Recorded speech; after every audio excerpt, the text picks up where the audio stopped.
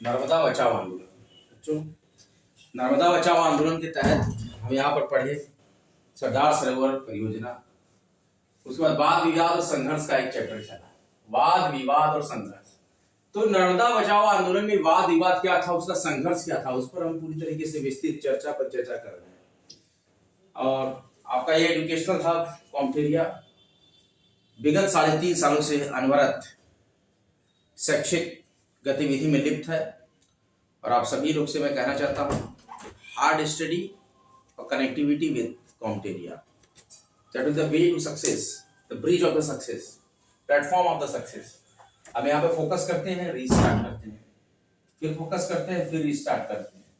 तो रीस्टार्ट करते रहिए हर एग्जामिनेशंस के लिए। हम UPSC, judiciary, advocacy, AIB, ADA, APO, PO, UPPCS, RO RO, or state, PCS, सारे की तैयारियां हम यहाँ पर फ्री एजुकेशनल अपर्चर हमारे पास है इस तरीके का कि हम इंडियन पॉलिटी कॉन्स्टिट्यूशन का बहुत ही well design, well method, well researched model और सिंथेसिस प्रोसेस पे यहाँ पे परफॉर्म करते हैं। कौन सा?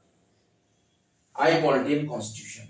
हाँ, आज का हमारा लेक्चर है नर्मदा बचाओ आंदोलन के वाद विवाद और संघर्ष की वो कथा जो कि आपको बताएगी किस तरीके से इतना बड़ा संघर्ष किया गया जन संघर्ष एवं राजनीतिक व्यवस्था के अंतर्गत। Chapter 19 the complete yeast of the NCERT. हम इसको कंटिन्यू करते हैं कि वाद विवाद संघर्ष जो था नर्मदा बचाओ आंदोलन का, वो क्या था। जो बच्चे नए हैं वो कॉम्टेरिया को सब्सक्राइब करें, वीडियो को लाइक करें, शेयर करें। आइए, आलोचकों का कहना है, क्या कहना आलोचकों का? आंदोलन का अड़ियल रवैया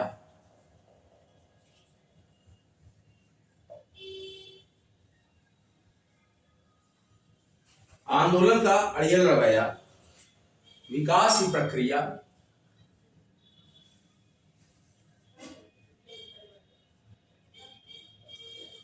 प्रक्रिया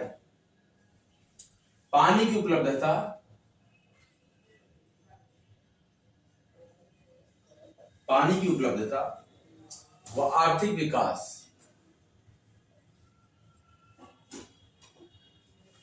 आलोचकों का कहना था कि आंदोलन का अड़ियल रवैया, विकास की प्रक्रिया, पानी की उपलब्धता और आर्थिक विकास, इस सारे चीज में जो अड़ियल रवैया है, ये सारी चीजों में आलोचकों के अनुसार कहा गया था, आलोचकों के अनुसार कहना कि आंदोलन का अड़ियल रवैया, विकास की प्रक्रिया, पानी की उपलब्धता और आर्थिक विकास में बाधा उत्पन्न करता है। क्या? आंदोलन का अड़ियल रवैया, क्या आंदोलन का अड़ियल रवैया क्या करता है? विकास की प्रक्रिया में, पानी की उपलब्धता में, आर्थिक विकास में बाधा उत्पन्न कर रहा है। सुप्रीम कोर्ट ने यह कहा कि इस मामले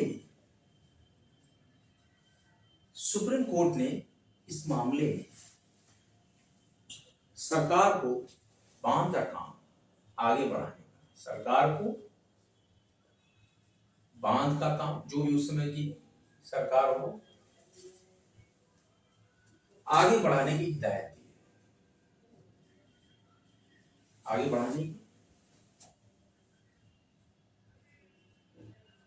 हिदायत दी, लेकिन साथ ही यह आदेश भी दिया, आप बांध बनाइए, लेकिन जो उससे लोग प्रभावित हो रहे हैं,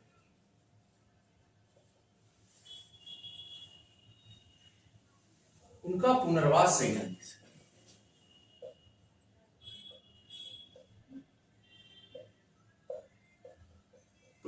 ढंग से, किया जाए।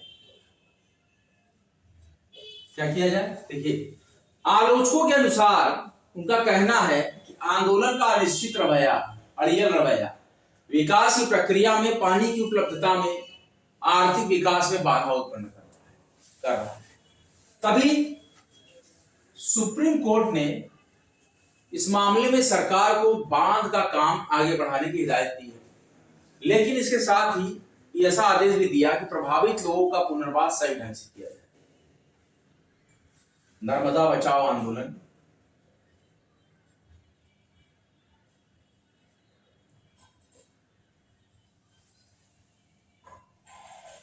दो से भी ज्यादा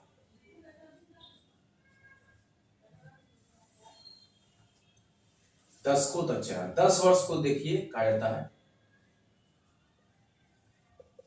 दशक। आंदोलन ने अपनी मांग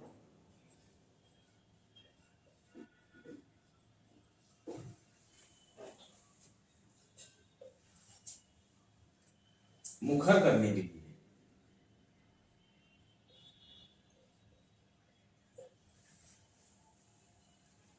हर संभव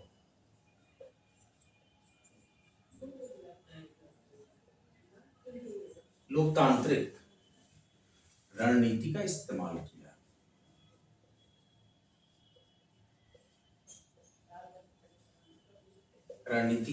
किया। आंदोलन ने अपनी बात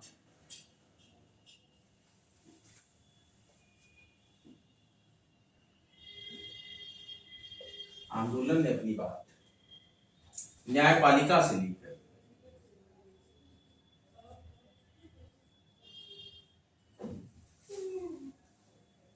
अंतर्राष्ट्रीय मंच तक उठाई।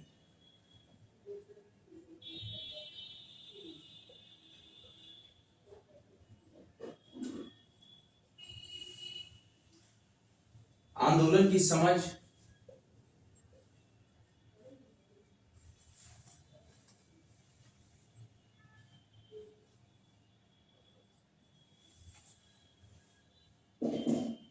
जनता के सामने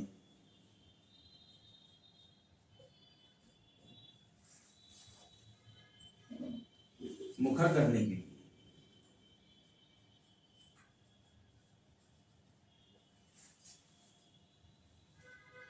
नेतृत्व ने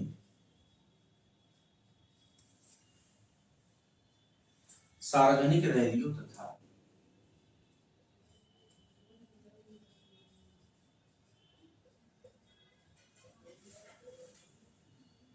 सत्याग्रह जैसे तरीकों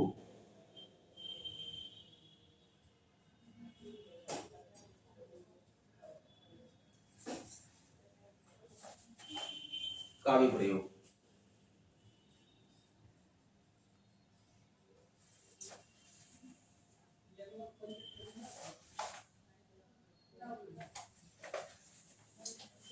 किया। मतलब सत्याग्रह के तरीकों का भी उन्होंने प्रयोग किया। हुआ क्या? आलोचकों का कहना था आंदोलन का अड़ियल रवैया विकास की प्रक्रिया, पानी की उपलब्धता और आर्थिक विकास में बाधा उत्पन्न कर रहा है।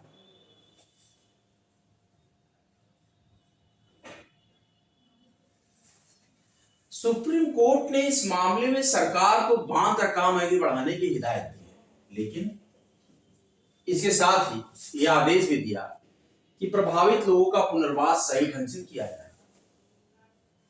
नर्मदा बचाओ आंदोलन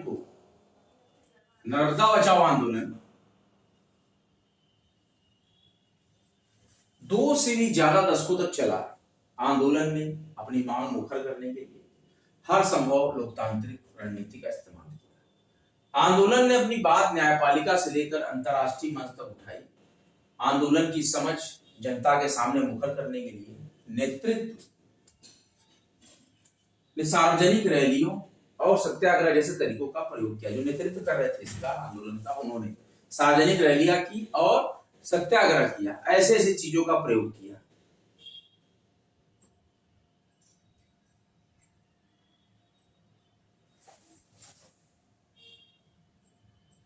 लेकिन विपक्षी दलों सहित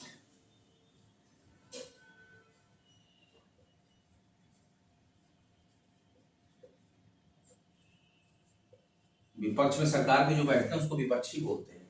जो आपके एमएलए हैं, एमपी हैं, आपके भी एमएलए एमपी, आपने सरकार बना ली, मंत्रिमंडल गठन कर लिया, और जो विपक्ष में जो पार्टी होती है उसको विपक्षी दूसरा पक्ष बोलते। तो लेकिन विपक्षी दलों सहित मुख्य धारा की राजनीतिक पार्टियों, देखिए यहीं पर ट्विस्ट आया, मुख्य धारा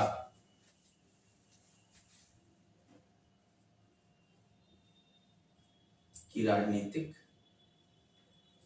पार्टियों के बीच आंदोलन, जो सरकार में थे और जो सरकार में नहीं थे, कोई खास जगह नहीं बना पाया, मतलब वो इसका विरोध नहीं किया, मतलब कि वो सत्ता में आए, वो सत्ता में नहीं आए, लेकिन वो कुछ ऐसी चीजों को जो विरोध में वो सरकार के बराबर उसमें शामिल हो जाते हैं कि सरकार में दबाव बनाए। लेकिन विपक्षियों ने भी, कहने का मतलब कि सत्याग्रह जैसे तरीकों का नेतृत्व ने प्रयोग किया, लेकिन विपक्षी दलों सहित मुख्य धारा की राजनीतिक पार्टियों के बीच आंदोलन कोई खास जगह नहीं बना पाया, मतलब कोई खास उसमें प्रभाव नहीं पड़ा। असल में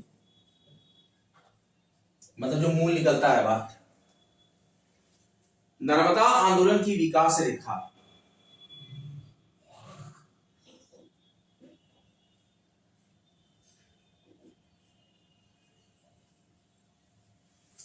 असल में नर्मदा आंदोलन की विकास रेखा भारतीय राजनीति में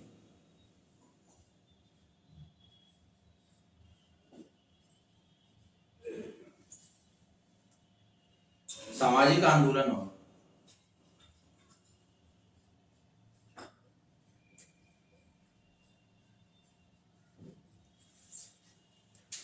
राजनीतिक दलों के बीच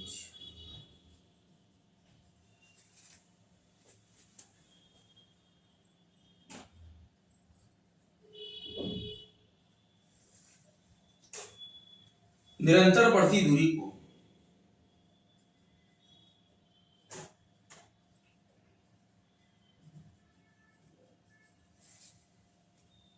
बयान करती है।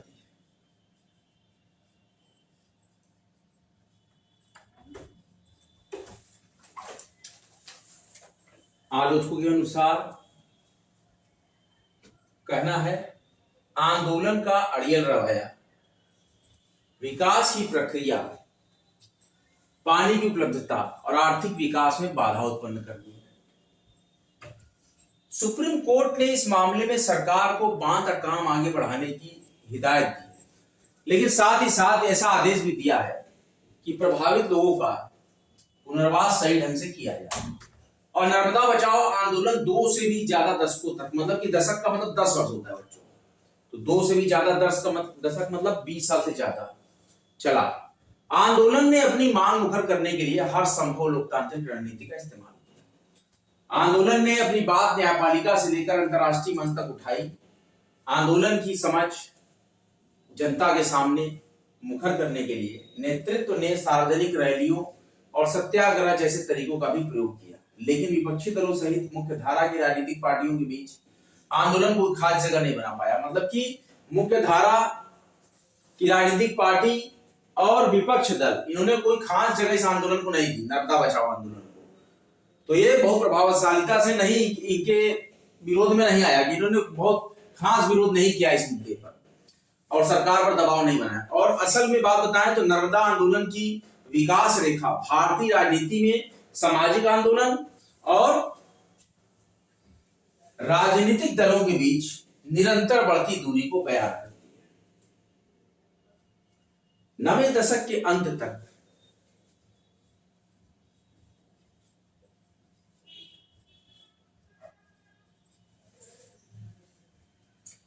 पहुंचते पहुंचते 90 दशक के अंत तक पहुंचते पहुंचते नर्मदा बचाओ आंदोलन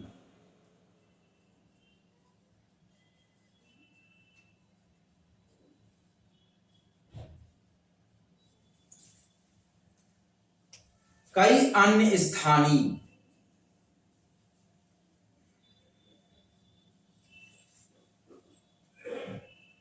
समूह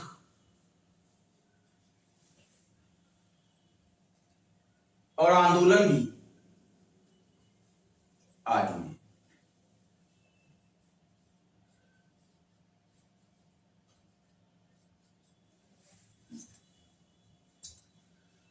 नवे दशक के अंत तक पहुंचते पहुंचते नर्मदा बचाओ आंदोलन से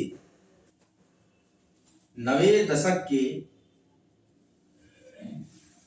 अंत तक पहुंचते पहुंचते नर्मदा बचाओ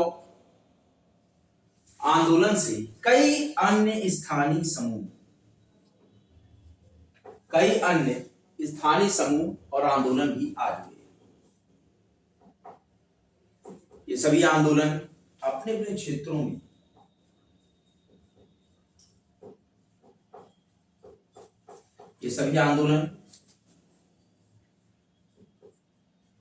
अपने अपने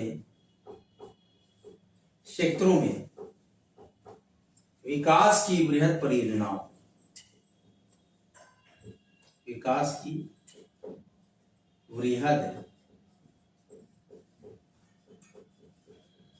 परियोजनाओं का विरोध करते थे।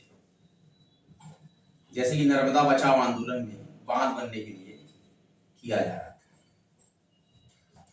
आप लोग अपनी रिवीजन बुक निकालिए, मैं थोड़ा रिवीजन देके फर्दर प्रोसीड करूंगा। आप हैं यहाँ पर कॉमचेरी एजुकेशनल प्लेटफॉर्म पे, और हमारा एक महत्वपूर्ण मोटो है कि हम विद्यार्थी के साथ हर कदम पे खड़े रहते हैं, और महत्वपूर्ण टैगलाइन है स्टडी सिलेक्शन तक। आइए हम लोग फिर रिवीजन करते हैं। आप लोग अपनी रिवीजन कॉपी निकालिए, मैं एक आपको ब्रीफ रिवीजन यहाँ पे देता हूँ, उसके बाद हम लोग आगे बढ़ेंगे।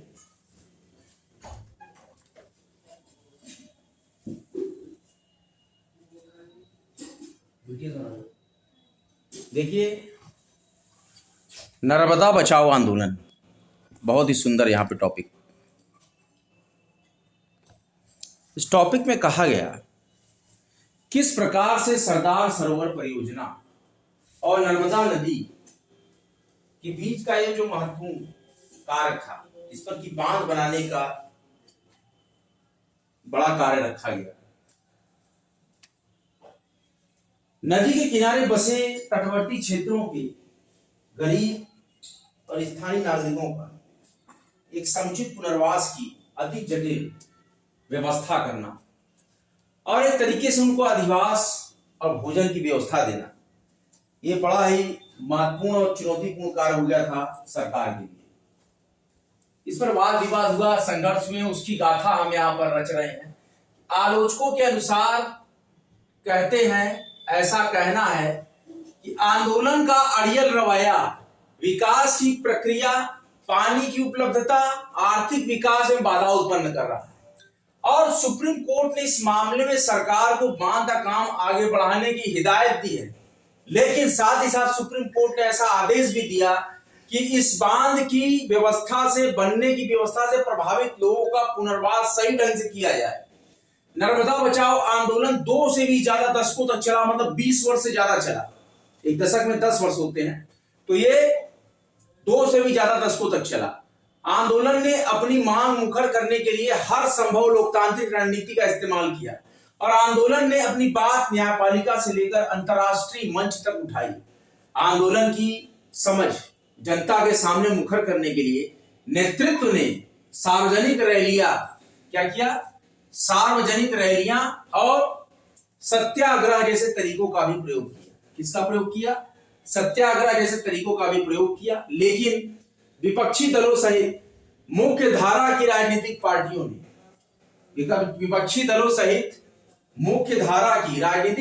के बीच ये आंदोलन कोई खास जगह नहीं बना पाया। विपक्ष ने कोई ऐसा मुद्दा बहुत मजबूती से नहीं रखा, और मुख्य धारा की राजनीतिक पार्टियों ने भी कोई मुद्दा बहुत मजबूती से नहीं रखा। असल में बात यह थी कि नर्मदा आंदोलन की विकास रेखा भारतीय राजनीति में सामाजिक आंदोलन, कौन सा आंदोलन? सामाजिक आंदोलन और राजनीतिक दलों के बीच निरंतर बढ़ती दूरी को बयान करती है। 9वें दशक के अंत तक पहुंचते पहुंचते नर्मदा बचाओ आंदोलन से कई अन्य स्थानीय समूह और आंदोलन आ जुड़े। कौन कौन से? कई अन्य स्थानीय समूह और आंदोलन नर्मदा बचाओ आंदोलन से आ जुड़े। ये सभी आंदोलन अपने अपने क्षेत्रों में विकास की वृहद परियोजनाओं का विरोध करते थे। क्या करते थे? विकास की वृहद परियोजनाओं का विरोध करते थे। क्षेत्रों में अपने विकास की बृहद परियोजना का विरोध करते थे। बच्चों, आज का लेक्चर आपको कैसा लगा लिखिएगा, कमेंट बॉक्स में कमेंट कीजिए। हम आपको एक और हमने फेसबुक पेज बनाया है कॉम्पिटेरिया, वहां पर जितनी भी भर्तियां आती हैं, जितने भी नोट्स हमारे हैं, जितने भी हमारे ऑडियो लेक्चर हैं, जितने भी हमारे वीडियो लेक्चर्स हैं, जितने भी हमारे गैजेट्स हैं, जितने भी हमारे टेम्पलेट्स हैं, जितने भी हमारे सिलेबस हैं, ये सारी चीजों की जानकारी आपको एक फेसबुक हैंडल पर मिलती है। एक फेसबुक पेज हमने क्रिएट किया है, इसके अलावा कॉम्पिटेरिया सेम नेम है हमारा। तो वहां पर आपको पीडीएफ और फोटो फॉर्मेट में और रील्स के माध्यम से, वीडियो के माध्यम से, चूंकि ये वीडियो भी वहीं पर कॉपी होकर अपलोड होगा। और हमने एक विधिक चर्चा कॉम्पिटेरिया नाम का एजुकेशनल पोर्टल चलाया है, जिसमें कि हम judiciary, advocacy, all India bar council examination और इसके साथ ही साथ एडीए, एपीओ, पीओ, विधिक रचनाकार, लॉ ऑफिसर, लीगल असिस्टेंट, सारी परीक्षाओं की तैयारियां इन वन फेज और one window that will called विधिक चर्चा कॉम्पिटेरिया। इसमें लाइव सेशन के माध्यम से इस समय हरियाणा सिविल जज जूनियर डिवीजन के एग्जामिनेशंस के लिए हमने बड़ा पढ़ाया हुआ है। The Haryana urban control of rent and eviction act 1973 and the Haryana urban rent of control of rent and eviction rules 1976। और इसके साथ ही साथ अभी जो लेक्चर चल रहा है प्रॉपर, वो हमारा एक यूनिट चल रही है हरियाणा एससीएस जुडिशरी की। इसमें क्या है, दी पंजाब कोर्स एक्ट 1918। तो आप लोग इसको मिस ना करें। जो भी विद्यार्थी judicial advocacy all India bar council examination की तैयारी में लगे हैं, जो हरियाणा सिविल जज जूनियर डिवीजन एग्जामिनेशन की तैयारी कर रहे हैं, उनको स्पेशल लेक्चर हम यहाँ पर द हरियाणा अर्बन एक्ट्स और द पंजाब कोर्स एक्ट 1918, उसके बाद हम लोग जो भी हमारे कोर सब्जेक्ट हैं इस पर भी विधिक लाइव सेशन करते हैं। लाइव में वीडियो के इंटरफेस से इंटरेक्ट होता हूं अपने स्टूडेंट से, और इसी तरीके से आप बने रहें। देखिए आरपीएससी में जो वैकेंसी आई है, सेकंड ग्रेड संस्कृत शिक्षा विभाग, सेकंड ग्रेड संस्कृत शिक्षा विभाग, और इसमें विभिन्न सब्जेक्ट्स की वैकेंसियां हैं, सिर्फ संस्कृत की नहीं है। संस्कृत शिक्षा विभाग में सेकंड ग्रेड और इसमें है, और इसकी लास्ट डेट है 6 मार्च 2024। तो इसमें आप देख लीजिए, जैसे कि इसमें साइंस की वैकेंसीज आपको मिलेगी 68, मैथमेटिक्स की वैकेंसी हमारे ख्याल से 37, ऐसे करके 6-7 सब्जेक्ट की वैकेंसीज है। और सेम वैकेंसी में ही आपको school lecturer first grade, school lecturer first grade Rajasthan, English department, Sanskrit शिक्षा विभाग, और कुछ लिमिटेड सब्जेक्ट्स के ही पीजीटी वैकेंसीज हैं फर्स्ट ग्रेड, इनको आप देखिएगा। हालांकि मेरे फर्स्ट ग्रेड के सोशियोलॉजी के लेक्चर्स 92 लेक्चर्स हमने ऑडियो और वीडियो कंबाइंड फॉर्मेट में पहले ही परफॉर्म कर दिए हैं, सेम आपके इसी यूट्यूब चैनल कॉम्पिटेरिया पर। आप पीजीटी सोशियोलॉजी लेक्चर्स के प्लेलिस्ट में जाएंगे, आपको राजस्थान फर्स्ट ग्रेड की पूरी एक डिटेल ऑडियो वीडियो तैयारी की पूरी मटेरियल आपको ऑडियो और वीडियो फॉर्मेट में मिलेगी। आपको sociology PGT first grade playlist में इसी चैनल पे, कॉम्पिटेरिया यूट्यूब चैनल पे। Study harder and achieve your goal. Free education world wide का ये महत्वपूर्ण चैनल, क्योंकि यूपीएससी के लिए स्पेशली आई पॉलिटिकल कॉन्स्टिट्यूशन के लेक्चर्स बहुत ही सिंथेटिकल और रिसर्चर मॉड्यूल में डिजाइन करते हैं। तो इस तरीके से हमारा महत्वपूर्ण मोटो है स्टडी सिलेक्शन तक, हर जगह बच्चों के हर कदम के साथ है, कॉम्पिटेरिया आपके पास है। अगला लेक्चर लेकर आपके समक्ष बहुत ही जल्द हाजिर होऊंगा। तब तक के लिए जय हिंद, जय भारत। शेयर करते रहें।